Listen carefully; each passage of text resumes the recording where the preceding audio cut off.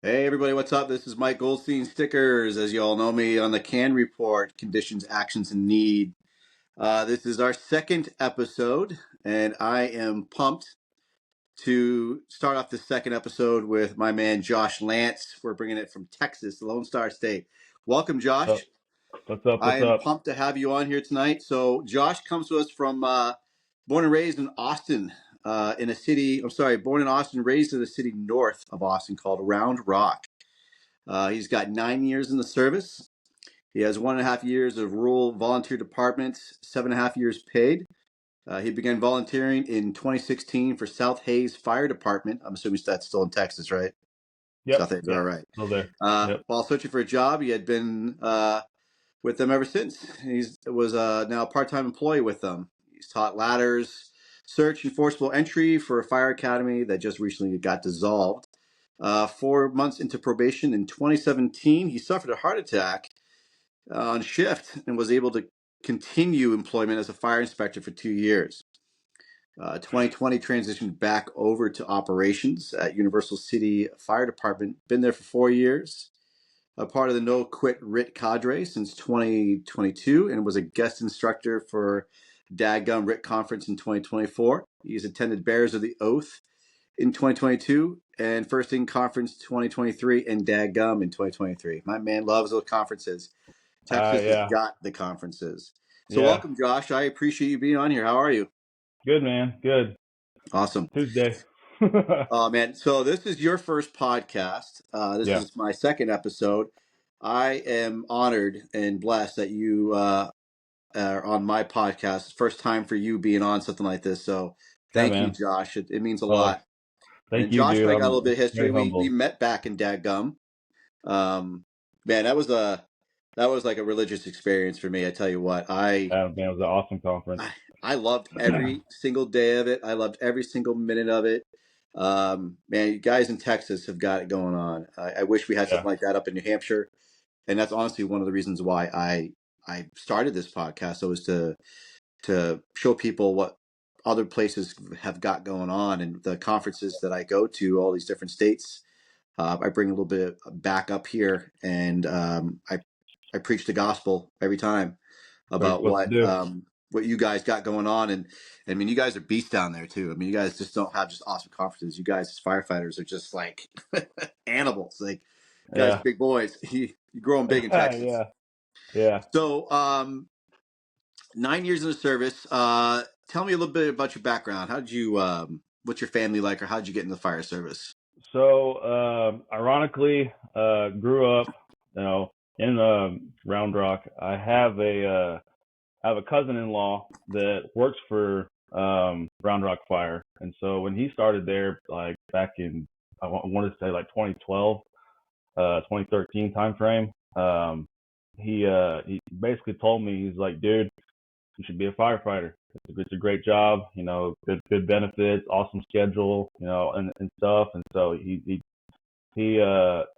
I went to their house one day, and he kind of gave me the rundown of what I had to do, and kind of, the different options of, like, trying to get on with, like, say, Austin Fire Department, where you get hired and then you get paid to go through Fire Academy. It's a lot harder to get into Austin. And so he basically told me, he's like, look, man, get your stuff now and then get a job. And then if that's your end goal, you can still keep trying until you get there.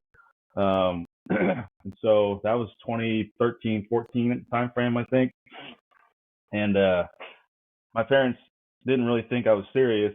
So, they weren't going to fork out, $3,000 or whatever for me to go to a fire academy that I'd have to go through every day for like 3 months and not work. I was probably 22, 23 at the time. Gotcha. How old are you now, man? I'm 35. Oh, nice. Okay. Yeah.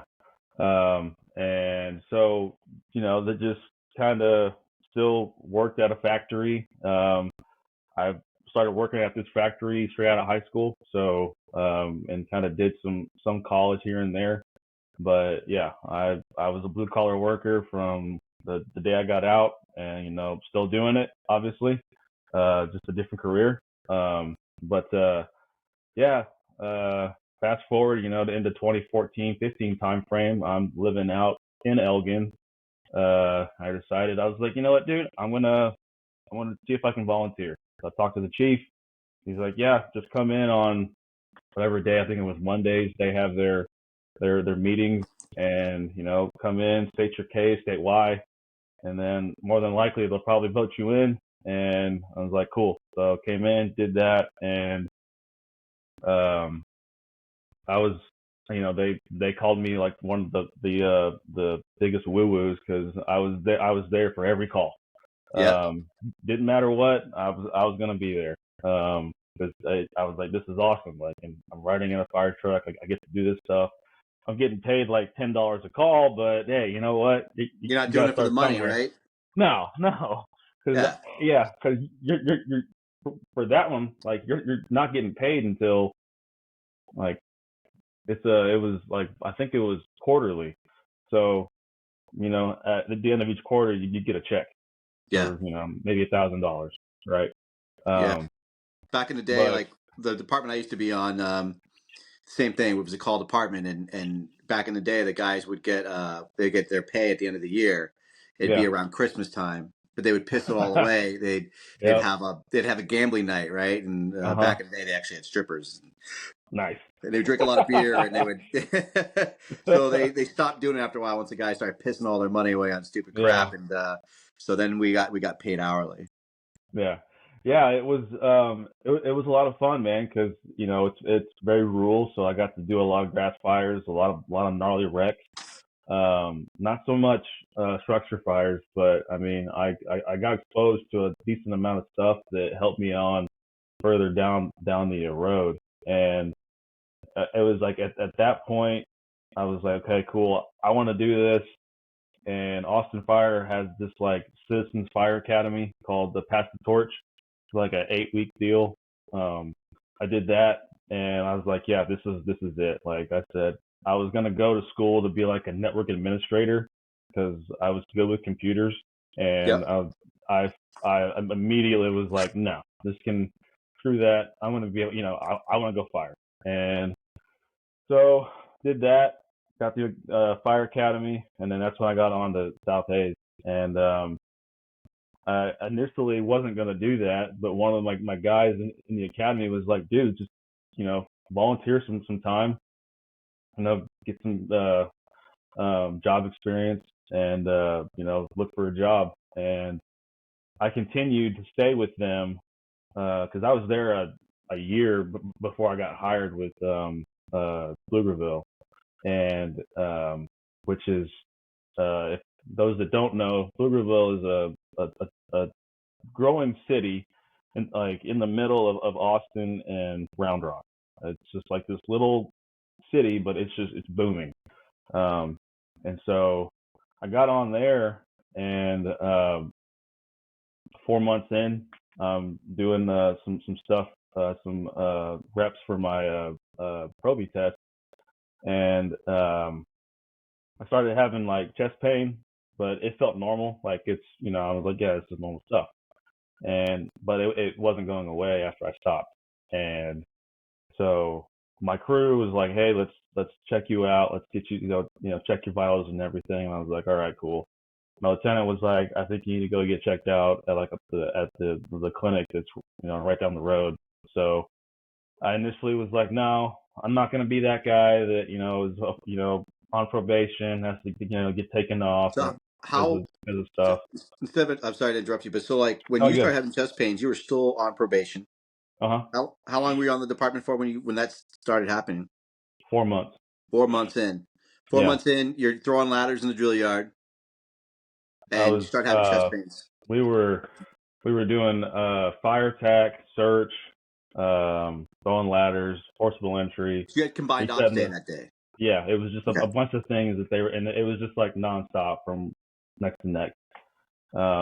And yeah, it was just kind of like it felt like somebody was just like pushing down on my chest. It didn't feel like the textbook, chest pain where it's just the the sharp pain in my left arm going numb. Like it wasn't any of that. I just had like it just felt like somebody was like standing on my chest and I was just having trouble breathing. So go to Damn. the clinic. I finally agree. Go to the clinic. They don't really find anything. Slight ST elevation. They did give me aspirin.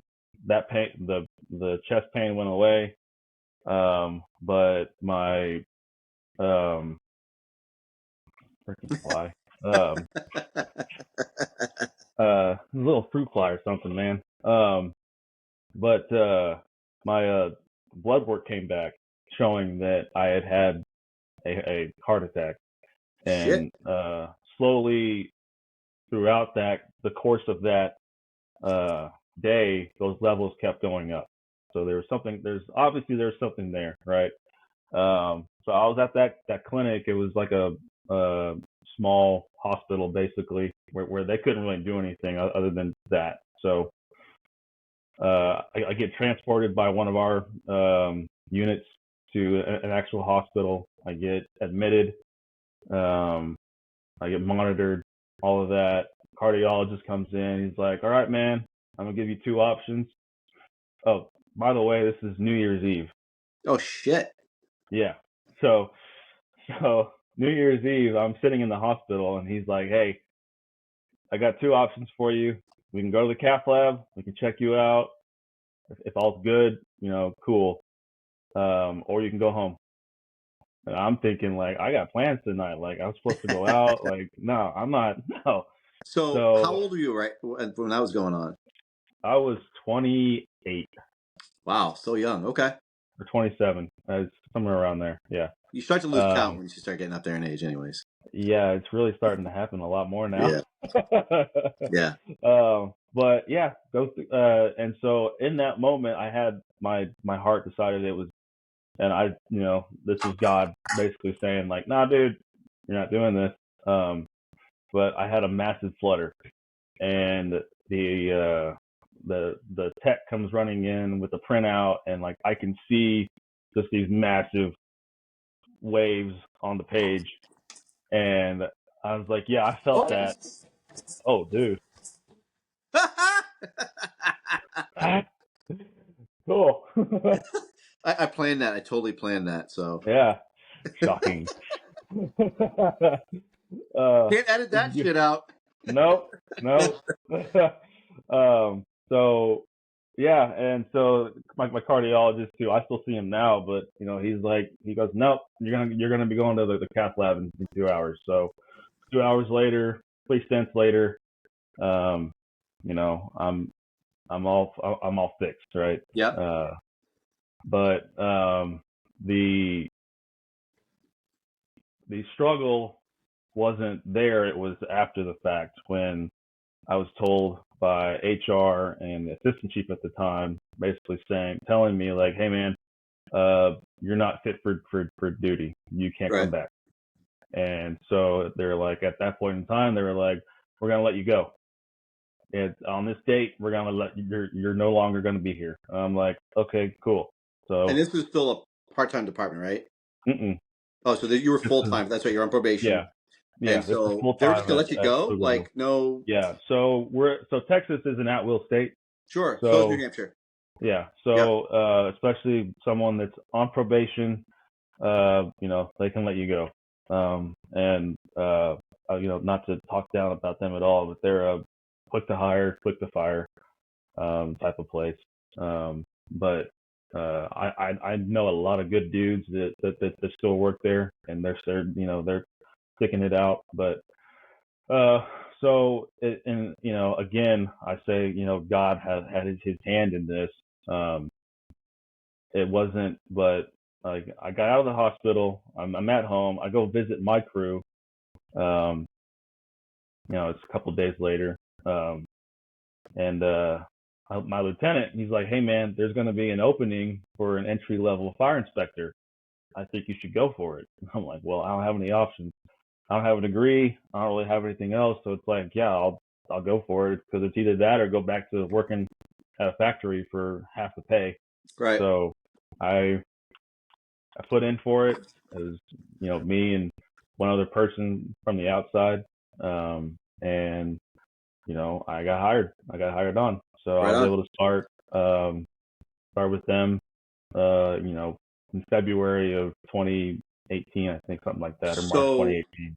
the department you were on when you had the heart attack, hmm they did let you go. They did, yeah. But And then they were then, able to. They brought me back. They brought me back as a civilian fire inspector. okay. Uh, yeah. So you were on there as a civilian fire inspector. Did you have any knowledge of being a fire inspector? Did you know anything about No. it? So one of the stipulations was for me to keep my job was that I had to get my state certification, the B1. Mm-hmm. So for the first like 6-7 months, um, while going out and doing um, fire inspections with my I call him my mentor. He's a good friend of mine still. He's taught me everything that I know. And So I was able to go out and see firsthand kind of what they do. Um, and It was he made the job, which most people probably see as like boring, very fun, um, kind of intriguing, because it's a different side of Sure. the service that most people don't really think about. And so, honestly, for me, whenever I started to look into going back into, being a firefighter, I felt like it gave me a leg up, because it was like I know so much about certain, building systems and services, construction, Yeah, man. all the Yeah. things that we in fire academy, we kind of like, scratch the surface a little bit, but we don't go too in depth with it. So, I think that's so important. Well, I part of my history too is I got my fire inspector certifications, Inspector One, hmm Inspector Two. yeah, In my previous department, I took on the responsibility to be a fire prevention officer, and honestly, I really enjoyed it. It was something I wanted to do at one point. yeah, Like you nailed it. Like I think we take for granted what we do in the fire prevention world. You know, sometimes it's a bad word, right? Like we're prevention, we're taking jobs out of the hands of the firefighters, right? Like we want to get yeah, jobs. Here we are preventing the jobs, right? Preventing yeah, fires. But I mean, it's so much more to that. It's a big PR thing too. yeah, From my experience was that you are the face also of your fire department hmm because you are out there meeting clients. You're meeting the yep, people who have installed, their appliances, or you're doing fire prevention with the kids. You know, yeah, you're also teaching adults about fire behavior and fire knowledge, yeah, yeah, and I think it's super important to have good customer skills. There are customers, right? So hmm that's how I always took it as is that we got to treat our customers with respect, and that honestly it comes down to the fire inspectors because they're out in the field all the time, meeting with all yeah, those people and meeting with the community. And when you want things, yeah, you want a fire truck, you want new hose, you want a new hmm station, you want more manpower. Well, yeah, honestly, it comes to the person who's always going to be in their face, telling them a yes or a no on how they can have their system set up or what they can and cannot have. yeah, absolutely. And if they're jerks to them, or if they're not knowledgeable and they start spouting off codes that don't exist, or they're Yeah, shortcutting codes, right? Then yeah, yeah, when you want something, you say, "Well, no, Fire Inspector Lantz was such a prick to me. I'm not going to give you any of my money because you uh-huh, promote someone like that, or you have somebody in your field, and if he's like that, then the rest of your department's going to be like that." And yeah, that PR really pays off a lot. And from being around a bit, I've seen fire inspectors come and go, and you have really good, passionate ones that they don't treat it like a mundane, boring job. That right. fire inspecting is, being an inspector, being in prevention is just as important, is just as exciting. I mean, when you get more advanced into it, when you're inspecting fires, you get to be a fire investigator, and I just you went know, through that class, actually. yeah, right. So Just those did that classes are class. pretty Yeah, cool. Right? You're still getting into yeah, fire, right? And yeah, as an inspector and an investigator, you're going into the burn area. You're still getting to see all the excitement. You get to be there. Probably sometimes you're there after the fact, so you don't get to fight yeah, anything. But yeah, at least you're still part of it, and the knowledge you have to get to be good at that, it's commendable because not everyone could absorb that much knowledge. It's like, no, I can yeah, only retain so much. That's why, like, yeah, to be a paramedic, I can't do it. I don't have the hmm brain power. I say it every day at work. Like, The medics that we have, I give them all the credit in the world because I can't do it because I know Yeah. I don't have enough brain power to do that. So Yep. you became the fire inspector. So you had to go to school for that. You got your certifications, right? So you Yep. did that for 2 years. And did you like it? Oh yeah, I loved it. I mean, it was because of how much Pflugerville was growing. I got exposed to a lot of things that a lot of fire inspectors in the area, especially in my area now, they don't really get to see. So a lot of big tilt walls, like your big warehouses and stuff, massive fire systems, pumps, things like that. I got to witness pump tests. I got to do a lot of like um, the underground fireground stuff. Yep. I've walked thousands and thousands of feet of just big ductile piping, and funny story. I was walking with a guy, and I missed my step and I fell into the trench. As I was walking, it was pretty funny. But Awkward. yeah, he's Now like, "Bro, you all right?" I'm are like, you "Yeah, dude, saying I'm good. I'm good." you're saying Pflugerville, right? Yeah. It's it's just funny. Has anyone ever asked Pfluger? Is that any relation? So Does he get that all the time? I don't I don't know if he does, but I still had a bunch of Pflugerville shirts, fire shirts, and so when he found out that I worked there, he was like, "Hey man, let me get one of them shirts, dude." And so I was like, "All right." So I brought him a Pflugerville shirt. Nice. Um, but yeah, I don't know if he has. I don't think he does. I could be wrong, but yeah, I don't think he has any I don't think he relation does either. I just to think it's the funny. You got Pfluger. Pfluger and Yeah, Pflugerville. yeah. I like it was very ironic. Yeah. When I met So, him, I was like crazy. all right. So you did the inspector thing. You and Yeah. then so how did you get back into uh, to the line? So, um, I was initially promised that after a year I could test out and then come back as a firefighter for Pflugerville. So in that first year, I was getting back into shape, because uh, that the heart attack itself, like there was damage, but my heart's it's working fully now, but I definitely the um, felt the damage initially because simple tasks, simple things, I was getting winded because I was Sure. just it was good and it was nuts, and like I lost a good amount of weight too, and so for that first year I was just trying to get back into operational shape, and so I did, and then that year came up and they told me because of NFPA 1582, part of that says if you've had a heart attack, uh, you're not fit for duty. Doesn't matter if everything's fixed, and your cardiologist says that you're good. If the department doctor or third party doctor says no, then they're going to say no. They're going to default to what the doctor says, right? So, um, and that sucked because like I was like, yeah, I'm gonna come back. So I started to look elsewhere to other departments that didn't have that standard. They still had standards for working out and things like that, but they weren't going to be like, well, you've had a heart attack, but yet you look like you could outwork everybody here.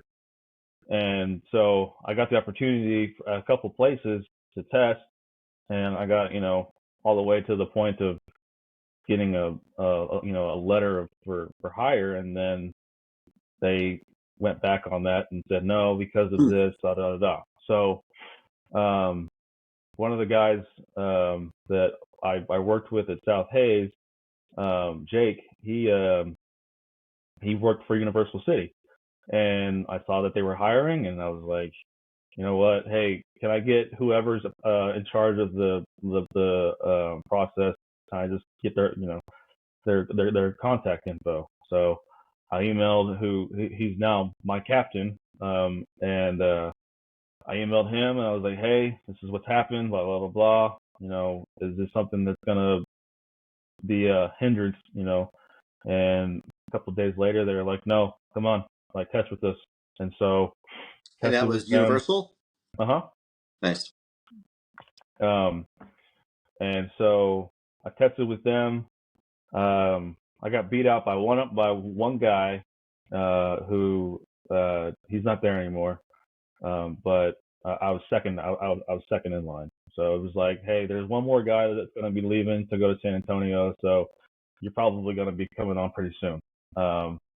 So within that time frame, and this is when COVID happened. So they furloughed all of the fire inspectors at Pflugerville except one or two of them. And so I was out of a job basically for a couple months. And so Mm.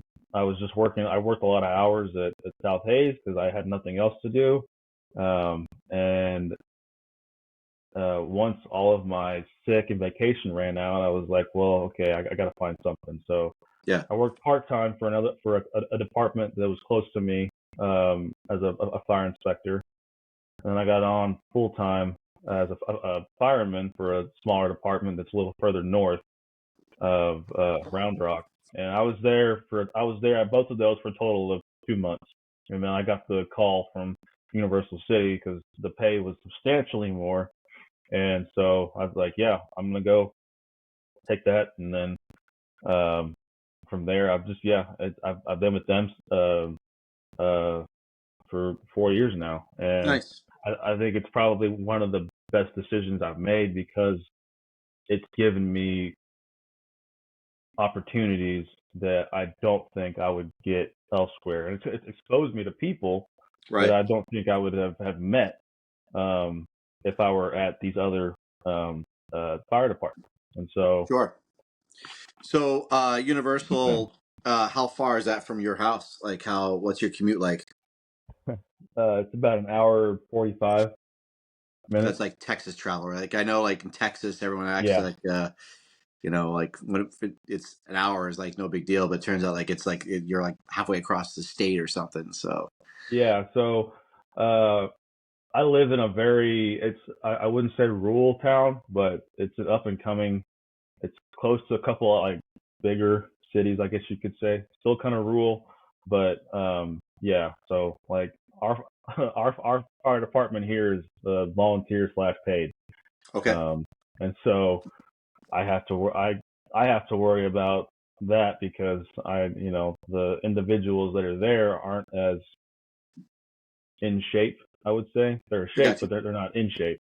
And so I have a neighbor that's a fireman. He works for Georgetown, and I told him I was like, hey, I'm gonna start stockpiling hose and some nozzles. I have a hydrant across the street, so if anything happens, if one of these houses catch fire, we can probably get a pretty quick knock on it if we're home. Nice. We So, got out of service here, so let's go. nice.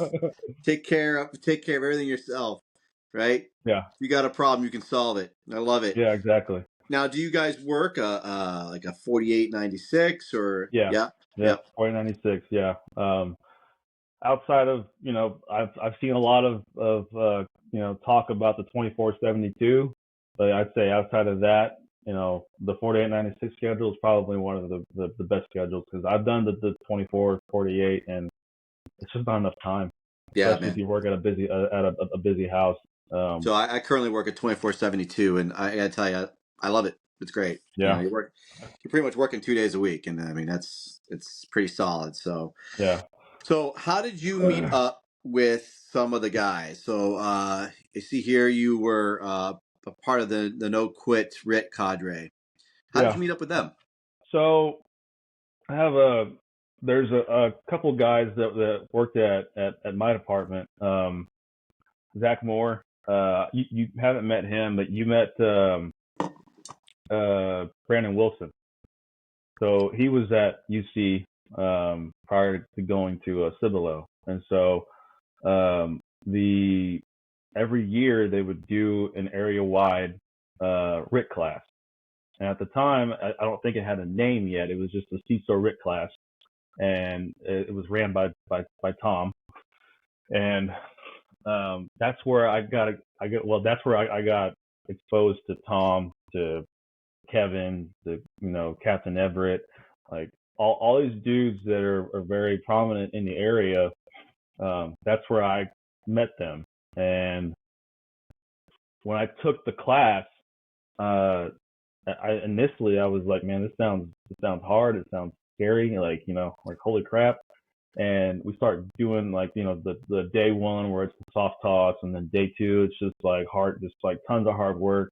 And it was like going through all of those things. I was like, this is fun. Like I'm having a blast doing this. Nice. And so I had already been teaching at the fire academy at this point, and so there was a lot of things that I gained from that class, and I was like, okay, there's got to be some things that I got to change how I teach over here, but I didn't really get into the teaching side with them until the following year, where I was like, can I just like come and like be a victim or just help out? And Tom was like, yeah, absolutely, you can, and so it just so happened that on day two, one of the guys that was supposed to teach got called in for overtime. And so Brandon was like, hey, man, you mind like helping teach? And I'm like, yeah, sure. I'd be happy to. And so I was able to kind of like get in that way. And then, at the end of the class, they did the whole like vote people in on who's going to be a part of the group. And so Tom pulled me aside and he was like, hey, man, like, we like what you're doing. You're a solid dude, basically. And he's like, would you like to be a part of this? And I'm like, absolutely. Like, yes, Yeah, I'm sure there absolutely. was I no. would love to be a part of it. Yeah, no I'm hesitation. sure there was no hesitation on that one. I mean, they're all No. straight shooters, and Tom Hollick is a straight shooter and a stand-up guy, and he knows talent when he sees talent, and he Yeah. knows hard workers when he sees hard workers, and Yeah. that's something to honor and cherish, and that's really really cool, man. That's awesome Yeah. that they see And that and in you. we brought on more since then, and it's just like every time we bring someone on, it's just another solid, passionate dude that just wants to share the good word, and Yeah, just like and make sure that everybody knows, like, hey, this is what we need to be doing, and this is the standard that we need to be setting. absolutely. And so just being a part of that, being around like that group of guys, it's always I always get fired up, because like I'm a nobody. Like I'm just a dude that works at University Fire Department. I and The most humble people will always say that, right? You talk to Tom Hollick, you talk to Kevin Pfluger, you talk to Raymond Dorville, you talk to Rob Ramirez, you talk to all those big name people, right? We think of we love to learn from. They say the same thing. I'm just a just a bunch of nobody nobodies from nowhere. from nowhere, right? Yep. I just Yeah. know the stuff and I love to teach it. And it's the same thing that you're Yeah. saying right now. Like Yeah. you're no you think you're nobody, but you're somebody to somebody, right? Mhm. And Mhm. the fact that you're giving such solid training and you're absorbing everything that they have to give you and you're giving it back, you're somebody to someone. Right. And Yeah. that's impressive. Like that's why I've clung on to teaching so much, is because it's when you get that moment with a student, and they're struggling a little bit, and they're trying to get that practical skill, right? And you teach them, but you don't make them feel bad, you don't give them those training Right. scars. And Yeah. then when they have that aha moment, and you Yeah. or even not the aha, but like you're over there somewhere doing something else with a couple other students, and you just kind of glance over at the one dude that was struggling, and all of a sudden you Mhm. see him using the technique that you were taught, and now you taught Yeah. him that technique, and boom, he got it, and you're just like, Yep. oh shit, that's the Yeah. moment. Like That's you like that have to gets go you over that. there and like high five them and be like, bro, I told you, I knew you could do it. Like, yeah. And that's one of the things. And like, especially I've our department, we've had a lot of new people, like just an influx of new people that come in, people leave. So we're constantly hiring. And so having to go back to ground zero with people and try and train them up and figure out how they learn. I love doing that. And especially the ones that are like, well, I can't do it, and I'm like, no, no, there's no can't. It's in your head, and it's it's challenging for me to figure out how they can accomplish the task that we're asking them to do. Yeah, And the it used to be I was so dead set on this is the way that I was taught, so this is how you're going to get taught, and this is the only way. And I got humbled by a guy. We were teaching ladders at the fire academy, and this guy, he's from Georgetown. He's a solid dude. He's a captain now, and he's really good with ladders, right? And so he comes in, and we're teaching basic ladders, right? But he's seen how I was teaching from a former guy who was also great at ladders, but he was teaching more of like the California way of doing it, and sure. there's set standards and stuff, right? And that's how I picked up and learned ladders from him. And I was like, okay, this is how I'm going to do ladders now from now on. And so for a couple classes, that was the standard, right? And he comes in and he's like, I don't care if you're big, if you're small, if you can't do this one or this one, he's like, there is nothing wrong with you taking that ladder and dragging it, how many blocks to get to where you have to go to get Absolutely. that ladder up. If that's how you throw ladders, that's how you throw ladders. And if you can be good at it, I'm not gonna question you. And I looked over at him and I was just kind of like, yeah, no, because there's a lot of people that can't high shoulder a ladder. There's some that just prefer to do low shoulder. And I'm like, for the longest time, I was like high shoulder, high shoulder, high shoulder. And that really humbled me to where it's like, you don't have to be, ladders doesn't have to be this song and dance. I mean, it can be down and dirty. It looks good if you can, move a ladder around, you know, like it's like you're dancing with it. I But think when we see online, right? Like when we see people throwing ladders online, we see those little snippets right on Instagram and TikToks, uh-huh, and they're right. It looks sexy when they're out getting out of the truck and they're throwing those ladders, but you're getting snippets, right? You're getting a little edited hmm stuff here and there, and so yeah, people are trying to emulate that and go, "Man, I want to be just like that. It's so smooth, it's so slick," but they're missing. There's definitely probably parts where they probably screwed it oh up and they yeah, just edited it right and patched it together, yeah, and um, I think it's so important that people see the real world side of things. That it takes that person probably 100 times to have thrown that right for that video. And ten on the thousand fire, times, right? right, man, It's right, yeah, 10,000 times is what, like, perfection. yeah, And it's like, okay, in the span of your career so far, how many times can you say that you've thrown a ladder, right? right. Um, And I think also on like for the drill yard. I mean, not to a drill yard, but like when you're in the shit of it, right? And stuff's happened. You're gonna fall back on the skills you obtained, but right. man, shit happens. Like you hmm might have stepped wrong. You might have. It's not gonna be sexy on the Yeah. fire ground. It's gonna be where you're gonna might Yeah. have to. Someone's gonna tell you, hey, get the 35 footer. Well, I know if it's just me, I am not a huge dude, so I'm going to Yeah. drag that 35 foot and prop it up against the building and then throw it up against the building and then I'm going to bring it up. But it's not going to be sexy on the fire grounds because there's so No. much stuff. Your heart is pumping. We've learned all about that, right? Like Yeah. it's your heart is going in a mile a minute, and then you're going to start getting that tunnel vision, and You go into that's yep, when you revert lizard back to your brain. training. But it's not going to be hmm perfection. Some days it will, Nope. some days it won't. But Yeah. um, like you said, I mean that's a perfect example. Like there's just gonna be times if you have to drag that ladder, you're gonna drag that ladder. The job got Yeah. accomplished. That's what we Yeah. want. And at Exactly. And times it's that's not going to be pretty, but we need to get the job done. I yeah. love it. So when you went to Bears of the, I'm sorry, when you went to No Quit, that was your first conference, or Uh, that was the one they made you go to, right? Like you had to. That was yeah. part of Yeah. the That training. was the one that they made me go to. My first actual conference to ever go to was FDIC, like the big show. Yeah. That was my first ever one to actually go to outside training where I actually got to like get trained by a bunch of guys from like back east and stuff, which was pretty cool. Um, it was How did you different like because FDIC? I liked the atmosphere, but some of the training, and I figured this out. A lot of the classes, unless it's like a specialty class, a lot of the classes are meant for your volunteer fire departments. It's a lot of basic fire stuff, and I'm definitely okay with doing the basics, but a lot of it was like forcible entry. The harder part of that forcible entry was they put you in a tent and they smoked it out, and then now you had to do it, basically blind.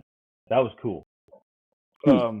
And then like I went to a rural firefighting class where I thought it was gonna be some like cool ass shit, and then it just turned out to be like, hey, this is a Minuteman. This is how modular the Minuteman is. That was my first exposure to it.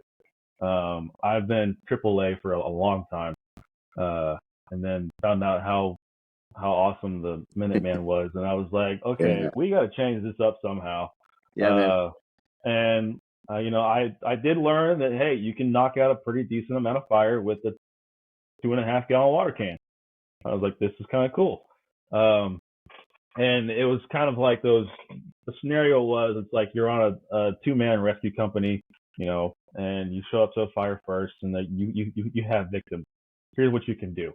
You can go in, knock the fire down a little bit, find your victims, get them out, and then hopefully at that point, engine company's there. They can. Was that Eric Wheaton's class? Oh man, Sounds like it would be that Eric was Wheaton's class.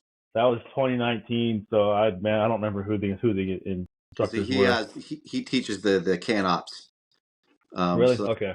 that's probably Eric Wheaton. He's the man. He's the man when it comes to teaching Yeah, about how to knock and fire like down with I C.A.N. love like having the opportunity to use a can on a fire as much as I love stretching the line and going in and doing all of that. But if you can knock it down with a 2.5 gallons of water and soap, come on, like Right. what's wrong with that? Yeah. So Water yeah, makes everything better, right?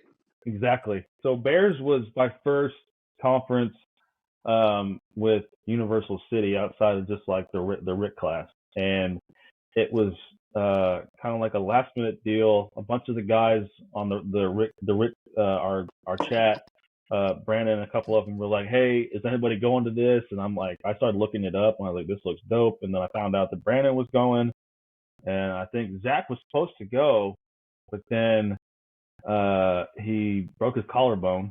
Shoot. So they're like, "Hey, do you want to go?" And I'm like, "Absolutely, I'll go to this." So, we drive 14 hours there, Is this all out and of pocket, or did your department pay for it? the department paid for it. Nice. Our department's pretty good about paying for stuff. As of late, they've been kind of stingy a little bit because we're buying we're buying 2 new trucks, and I haven't been as um, tempted to ask to go to conferences. Plus, we have a lot of new people, Sure. and I'm trying to push them to be like, hey, this would be a good one to go to. Go to it. This would be a good one to go to. Go to it. There's a lot Nice. of good names that are going to it.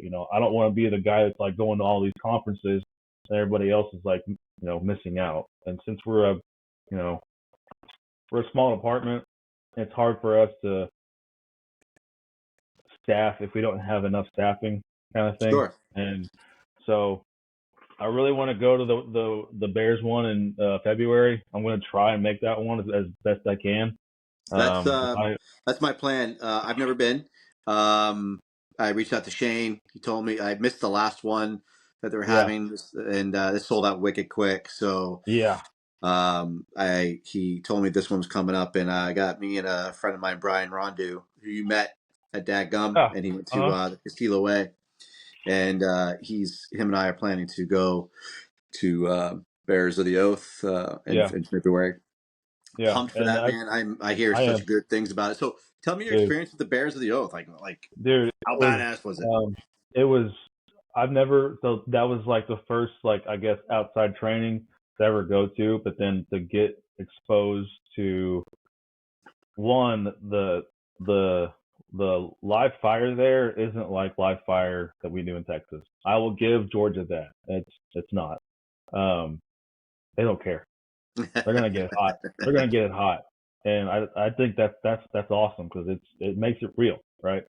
Um, so and I don't know what the platform's going to be for this one, but the ones that I went to, it was engine and truck and then RIT, and so it was 2 days of engine truck, 2 days of engine truck, and you flip flop. No, it was 1 day of engine, 1 day of truck, but in the afternoon we do scenarios, and so that's where like you get to have fun. You get to go in, you get to put fire out, you get to search, you get to VEIS, you get to force doors, stretch your lines, like the full meal deal. Nice, And you're brother. going Nice. in, it's hot, it's smoky, like you're like I got steam burned pretty bad whenever I was on the search side, the truck side. Did a VEIS, searched the room, extended my search into a hallway. Host team's coming up. At this point, my gear is completely saturated with sweat and and water. And I get into this room. Host team hits they put OSB on the ceiling and it's on fire. Yeah. So they come in, they hit that, and I immediately felt the steam, like everything in my body was just like on fire. And I completed my search to the best of my ability, and then my crew members are coming in, and I said, hey, I was like, I gotta get out, like I'm on fire, like it's hot, and there's a picture of me throwing a baby out, and the baby is like steaming as it's coming out. There's a video of Brandon actually sliding down the ladder because he was in front of me, and then I get out, and then I'm coming down. But like it was I had so much fun, and minus the well not minus so the the training was fun, but then it was the camaraderie by everybody there. Nobody was like looking down on each other. Um, the instructors were again just like you got, to see just a bunch of humble dudes coming here. It's just impart knowledge. Like no one looked down on you. Um, they would take the opportunity if you needed it to get some extra reps. They would take that opportunity for you. Like they were there for the students, and Nice. um, and so um, I got to. I say this. I didn't get to really like hang out with him or really talk to him. The only time I talked to him was when I saw him deploy the Minuteman so fast and mask up so fast that I was just like I sat there jaw dropped. But Michael Mueller, who passed away last year, um, like that was he was a standout dude. Like Mm, I walked up to him and I was like, bro, that was awesome. And he was just like, thanks, man. And didn't think anything of it, right? But like that was my little like I guess interaction with him. But then sure. and just to know that like that same guy that was there was the same guy that he was at his fire department. And it's sad that um, of what happened to him. But like that memory will forever stick in my head of like his hustle, his work ethic, and everything that he did. And so like I try to do that every day I'm at work, especially with my guys and stuff too. So Yeah, that's why we do it. Like, those conferences, you never know who you're gonna meet. You never know who you're gonna work with. And yeah, man, I I think that's an amazing experience. What an amazing story. To be able to see him in action and yeah, to see his skills. Like it's again, I wasn't there. I never got to meet him. You had that short experience with him, but it was an everlasting experience that you're never yeah, going to forget.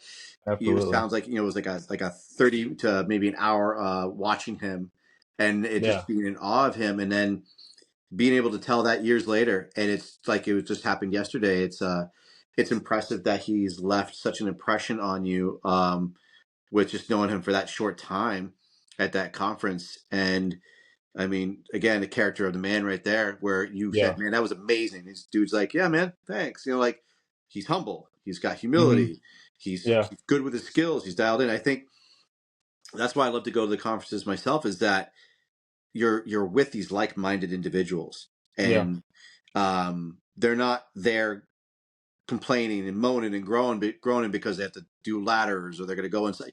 You're signing up for that. You're paying to Yeah, do yeah, like you're these either reps. paying for it or the department's paying for it. So it's like you wanted to go to this. So it's like, yeah, some of the stuff looks hard, but that's part of our job. Is it's hard work, and Right.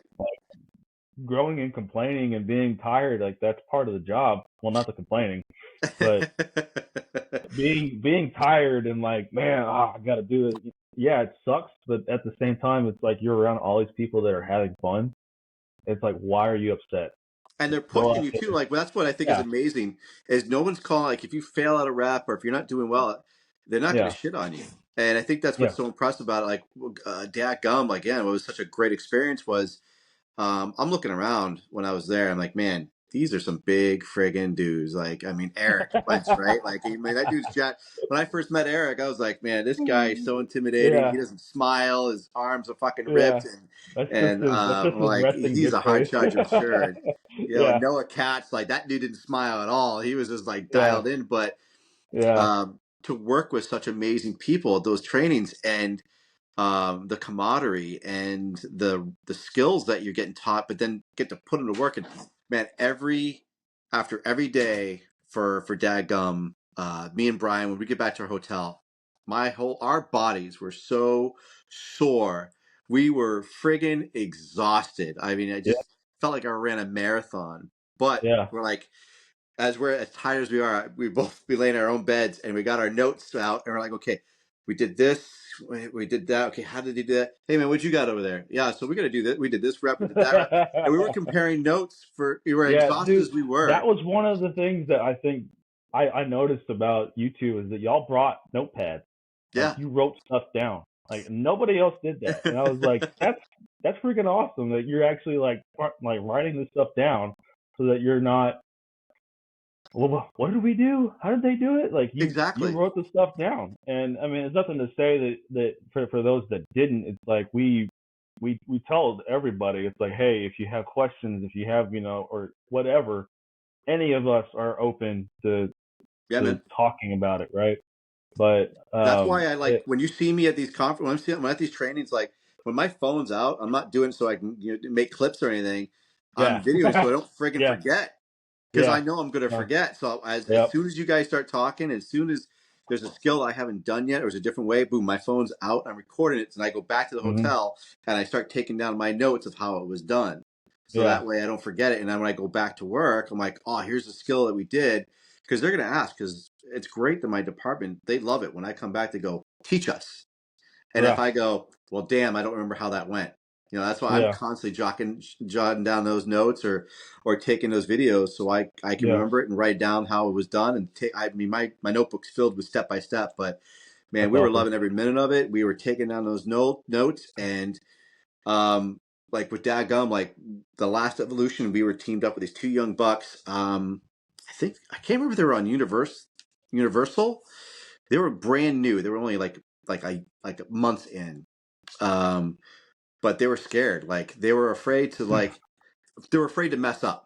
They were so Yeah, afraid that they're going to screw something up. And yeah, when they were teamed up with Brian and I, and they found out how long we've been doing the job for, they're like, oh man, we're going to screw up. We're so sorry. I'm like, dude, I can guarantee you I think I know who 100%. you're talking about. Yeah, I'm gonna fuck up. I know I am, and it's gonna be okay because that's what we're here Yeah, for.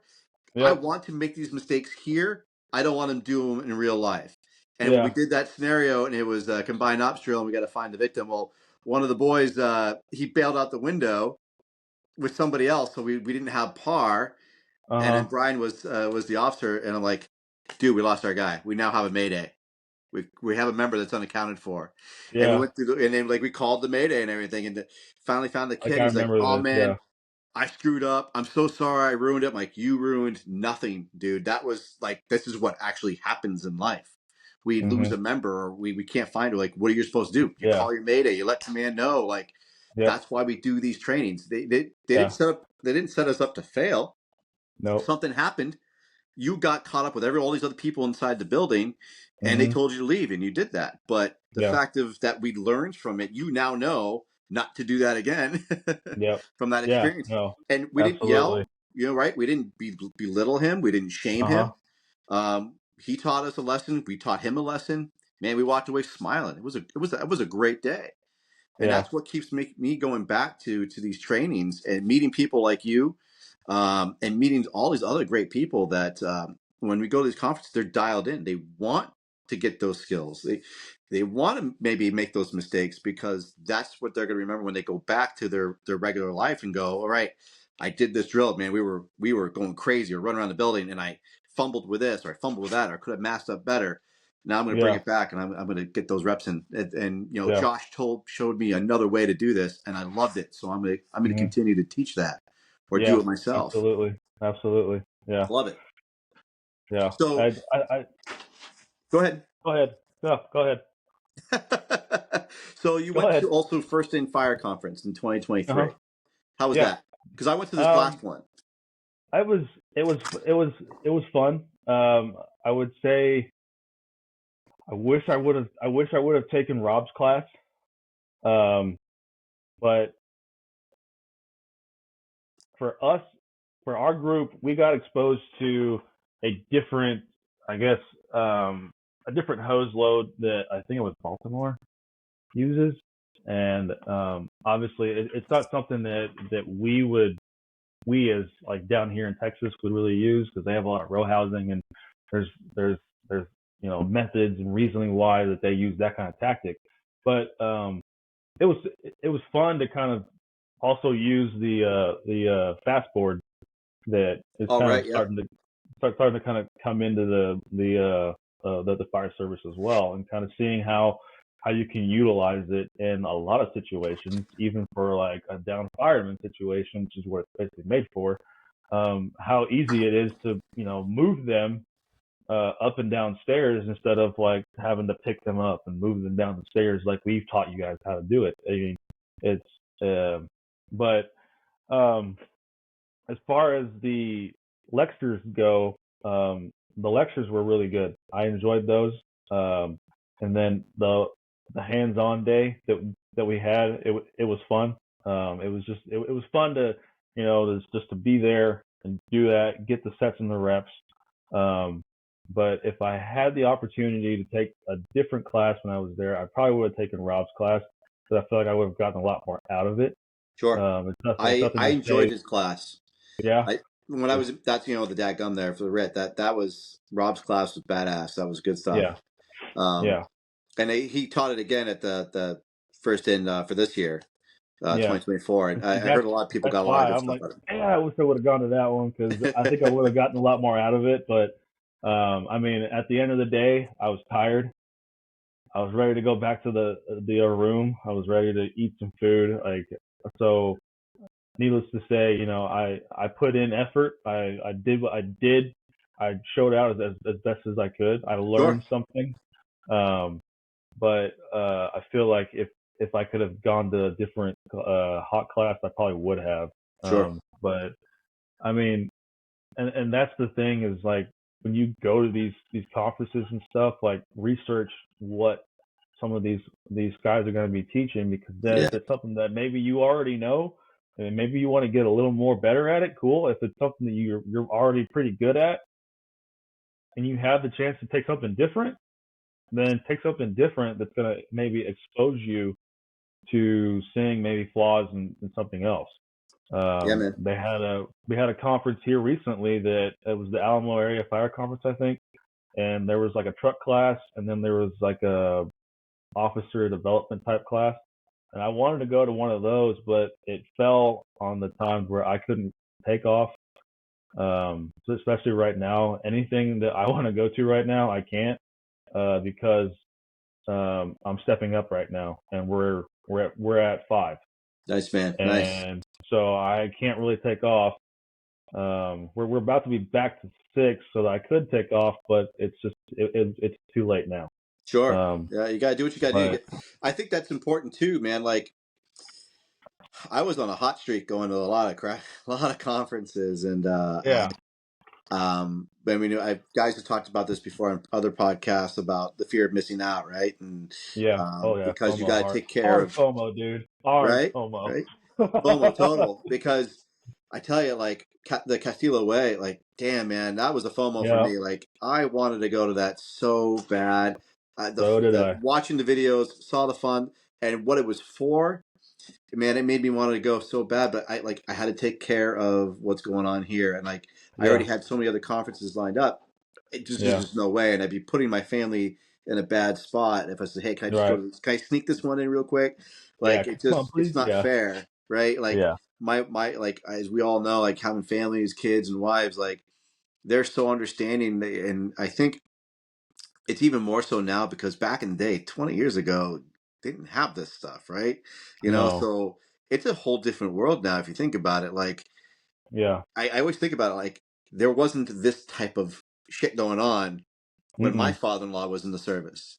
There was yeah, no fire conferences. There was no, these 3 day or week long classes in New York or yeah, in Georgia, in Florida, and like I mean, you got the whole gamut. There was none of that. You just went to your job, you learned there, and you learned their yeah, way, and then that was it. yeah, Or if there's new tactics, you can read it in a magazine.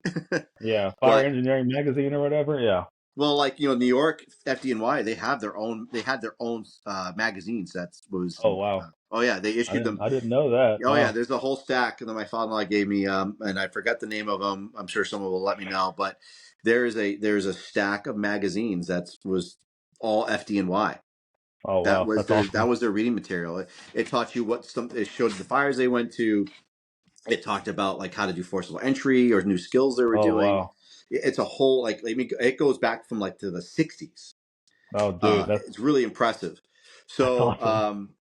but now we can hop on a plane and go see Yeah. these amazing people, Lieb and Norman and and McCormack, and they're right there. We just hop on a plane, we go see them and listen to them. So you get addicted. I mean, I honestly, it is like Yeah. it's like an addiction because I want.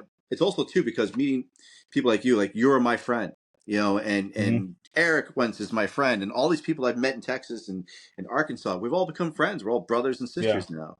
So Yeah. that's even more of the FOMO for me is because if I don't go, it's not because I'm gonna man, miss out. I'm Yeah. going to miss out on hanging with my friends. I'm going to Yeah. That miss was doing all this cool badass shit with my buddies, yeah, that was and one of the things that they said on I think Fluger was talking about on his recent one that he did on National Fire Radio is that like there was basically saying like there's a new wave of like in the fire service where conferences are becoming the norm now. yep, And it's almost to say like it's the same people that are going to them, and that's a good thing. But another thing that was also said was it was like I've made and I've made more friends that I don't see all the time, but I keep in touch with that live in different states or live in different parts of Texas, and it's all because of conferences. It's like yep, it brings yep. together all those like-minded people, just like this right here, and there's people out there that are going to be the naysayers, and it's like, well, you're going to this conference and you're going to learn the same thing. Well, it's like, yeah, well, I'm getting more sets and reps on something that maybe it might be harder for us to do here as far as training goes. So I'm getting more sets and reps on it. Well, you think about it too, And right? Like those sets and reps, like you do it on the job, but you have to worry about getting those calls in between too. So you start getting the meat and potatoes of moving hose line, and all of a sudden yeah, you got a medical call, or you got a smells and bells call, and then you got to clean up and go do that call. And if you keep getting runs after runs after runs, well, you get back, it's now dinner time, and yeah, you have tired. You that, still got to work out, like all yeah. these things. Yeah, So yeah, I yeah, mean that's why I love doing it because I can get some that stuff I've been missing or that I wanted to do something different, or I can spend an extra time on it because hmm, normally you don't get that many hours in the day to do it. yeah, And again, I'm very blessed. I have a department that's like, if you want to train something, let's train on it. There's I don't think I've ever gotten a no. If so, when I yep, come back and I've shown them man, again, I'll reference Dagum when you guys are showing me like the harness, right? Um, like the hasty harness kind of thing, um, going around the pack, not using your pack, going using the other strap, and um, it was great. I was like, oh my god, I love this. I never saw it. We don't teach that in New Hampshire.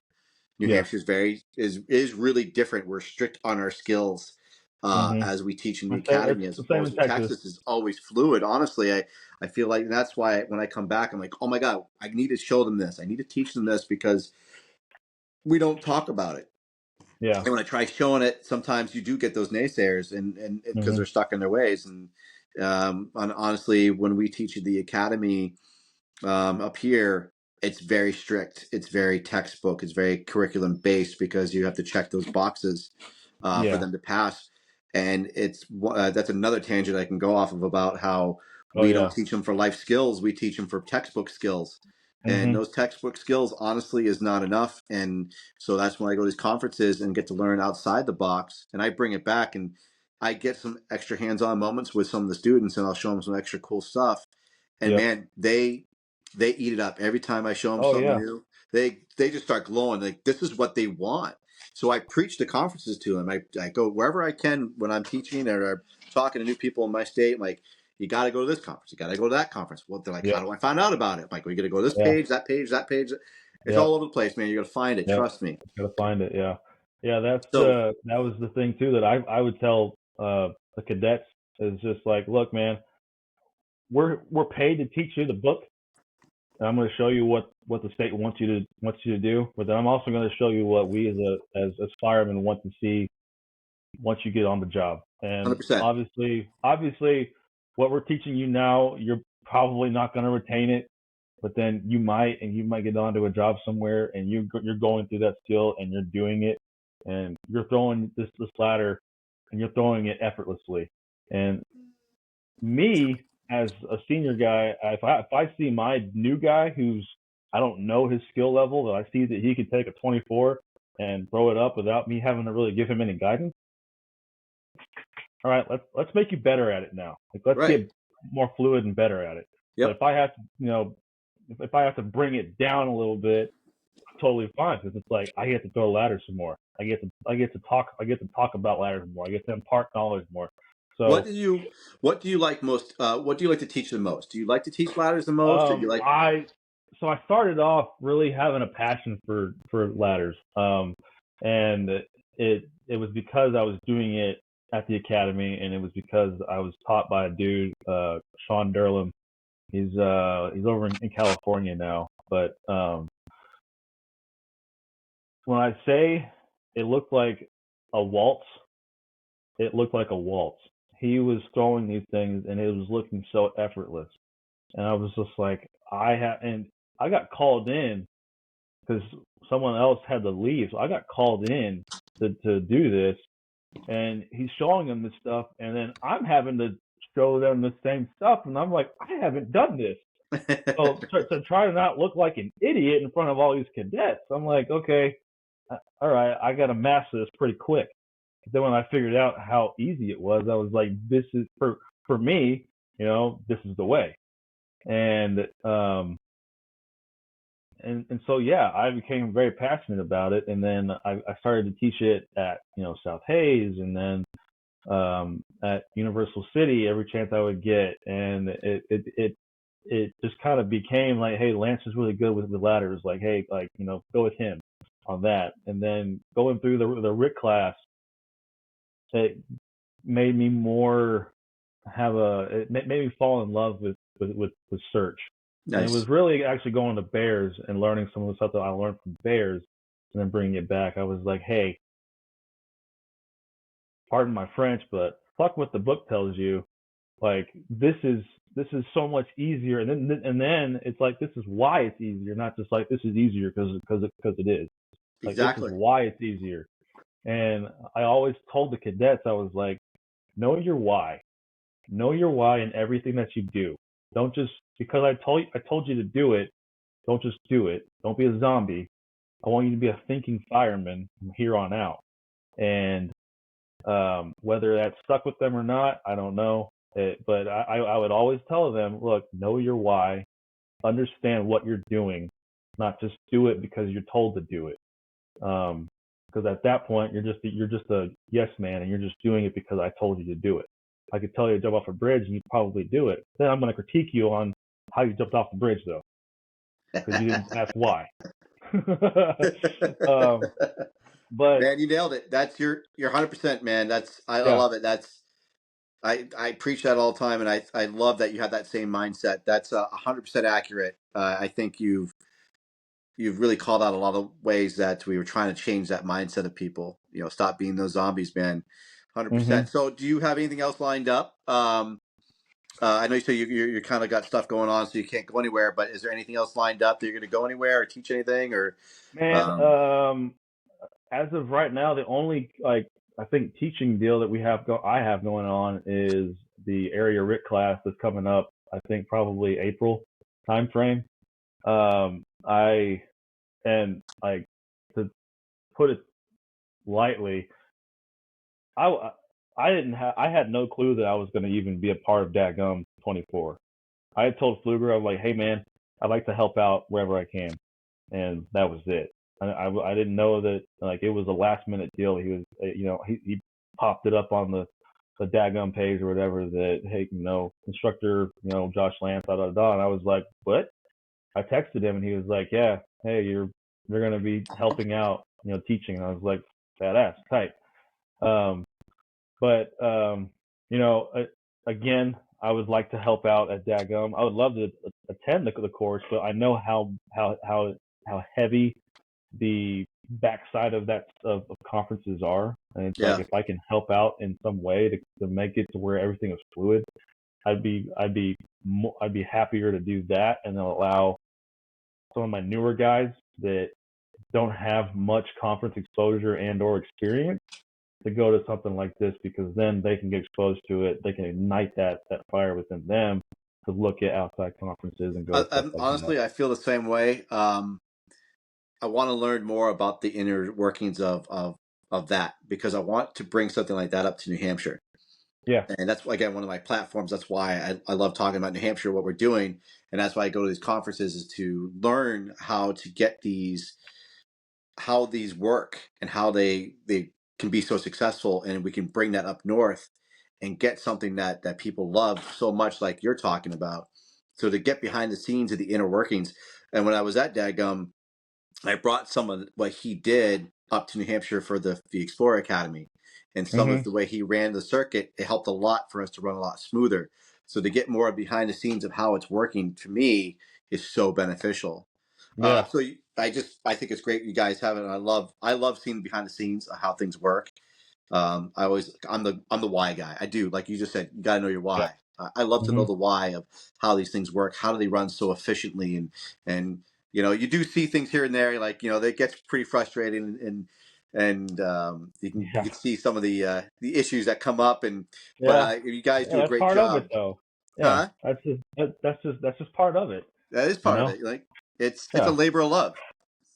So Yeah. But we're starting to I wind. think the next conference I'm gonna try to attend is gonna probably be the Bears conference. I'm gonna really push to try and make that. If I have to pay out of pocket, I'll just pay out of pocket. But Yeah, I really want to go to that because just the lineup itself of just day one is worth it. yeah, So yeah. I've been watching their lineups, man. It's looking tight. I'm definitely excited to go. I can't wait, man. I'm really looking forward to something like that. I hear such yeah. good things about it, and I really want to go. So I have a question for you. So, what was the biggest thing that you learned, or what was the biggest takeaway after your heart attack? Was it like something like advice you could give to others that like gave you was it either it was an awakening or a realization that came to you about life as especially even such a young age, you're 28 years Yeah. old when that happened. This will be our kind of our wind up question is what can you inspired you to continue to go, and what could you give to others for that? So it probably took me about a week. I actually started a blog and I kind of let it go to the wayside, but I had written up some stuff. But one of the biggest takeaways was is that I'm not in control of my life, right? And I'm not Superman. I'm not Iron Man. At that time, 27 years old, you think you can conquer the world and do Yeah, whatever, and that's not going to happen to you. It's gonna, if it does happen, it's going to be when you're 40. I'm creeping on 40. But it was a humbling moment for me, because I was that guy that thought that I could do whatever. I could do whatever I want. I could especially eat whatever I want.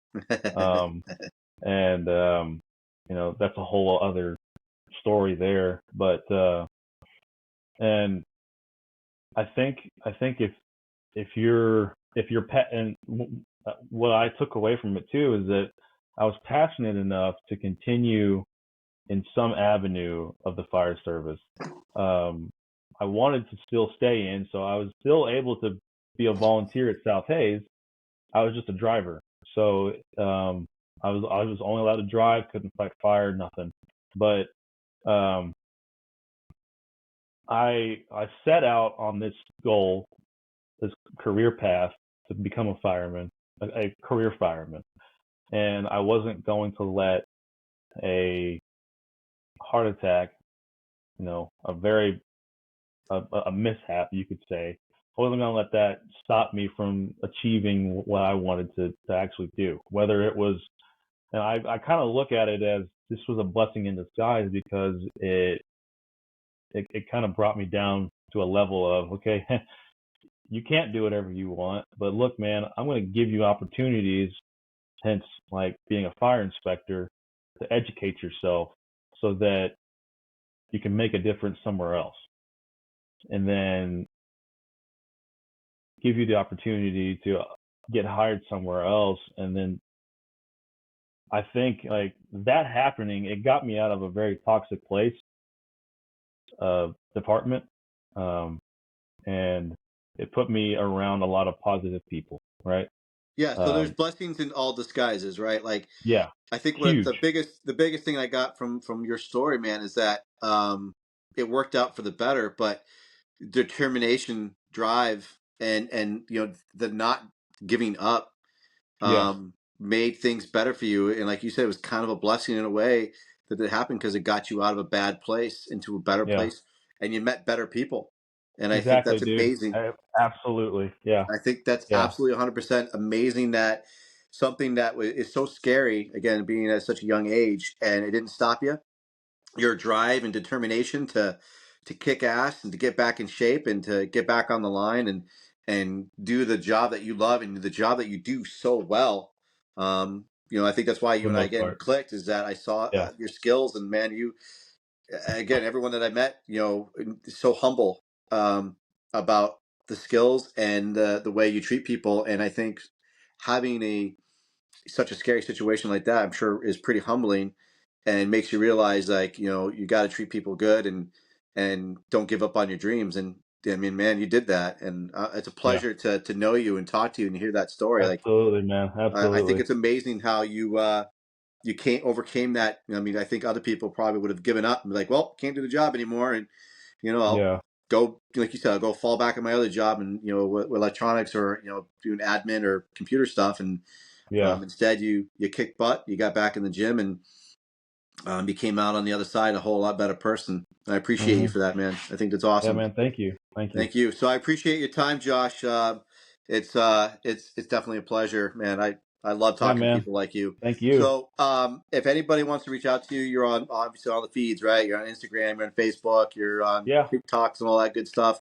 Yeah, Um, I'm on TikTok, but I don't really do a lot on TikTok. I'm the same way. I just, yeah, I just find stuff and send it to my girlfriend. That's about it. That's all I do. But I'm yeah, trying to I'm get on better at that Instagram. stuff. Yeah, I'm on But man, Instagram and I Facebook appreciate you, Josh. primarily. Thanks for being on here tonight. It was an absolute pleasure. So we'll talk again. We'll see each other real soon. Yeah, I know man. Dagum's got coming up in May, right? Yep. So I'm gonna be down there for that one too. So Let's go, man. Let's go. I haven't told my wife yet, so don't tell her. Hey, I ain't gonna say nothing, man. I ain't But gonna we'll say get it done, nothing. man. All right, Rest man. your You be shield. safe. Thank you all for tuning in to the C.A.N. Report, Conditions, Actions, and Needs. This is Mike Goldstein, stickers coming at you, and we'll be seeing you soon on episode 3. Thanks, everybody. Peace out.